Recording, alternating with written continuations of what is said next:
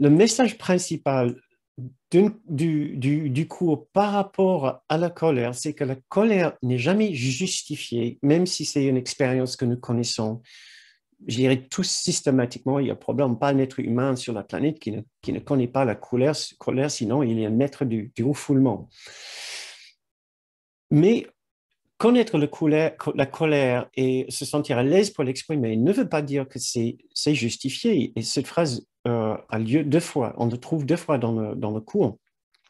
Cela ne veut jamais dire que la colère est mauvaise, est un péché, est un crime, exige une critique par la suite, un jugement.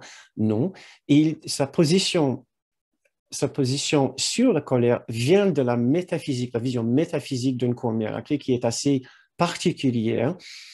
Le message de cela est que puisque ce monde est une illusion, puisque notre réalité est ailleurs et notre réalité est dans une condition de plénitude et de perfection à chaque instant, dans une sécurité parfaite, rien ne peut arriver à notre véritable réalité, même s'il peut arriver des choses à notre petit être ici, notre véritable être, notre grande soi, ce que dans un cours nous appelons le Christ en nous, ou l'enfant de Dieu, est toujours en sécurité dans un autre endroit.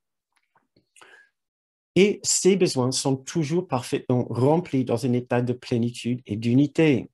C'est pour cela que nous ne pouvons pas dire que ici sur Terre, que notre colère peut être justifiée, puisque une colère est toujours une tentative de rendre une autre personne responsable pour notre mal-être.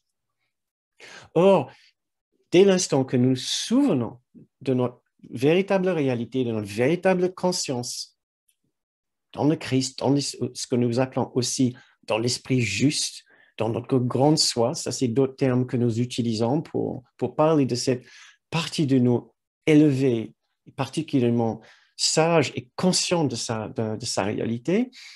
Une fois que nous atteignons cette conscience au-delà de la petite conscience ici, rien ne peut nous atteindre. Notre conscience est au-delà de ce que ce monde peut nous faire. Donc, dans ce sens-là, la colère n'est jamais justifiée, puisque il n'y a aucune attaque qui peut nous atteindre. Si nous ressentons l'envie ou le besoin d'exprimer la colère, si nous le ressentons, la colère, cela veut toujours dire que nous avons un sentiment de mal-être et un sentiment d'avoir été agressé ou attaqué par quelqu'un dehors. Maintenant, on ne va jamais dire que les autres ne nous attaquent jamais, ne nous agressent jamais. Mais ce que nous essayons de comprendre, c'est que leurs attaques et leurs agressions n'ont aucun effet sur nous. Donc, pas de possibilité de justifier une colère en retour.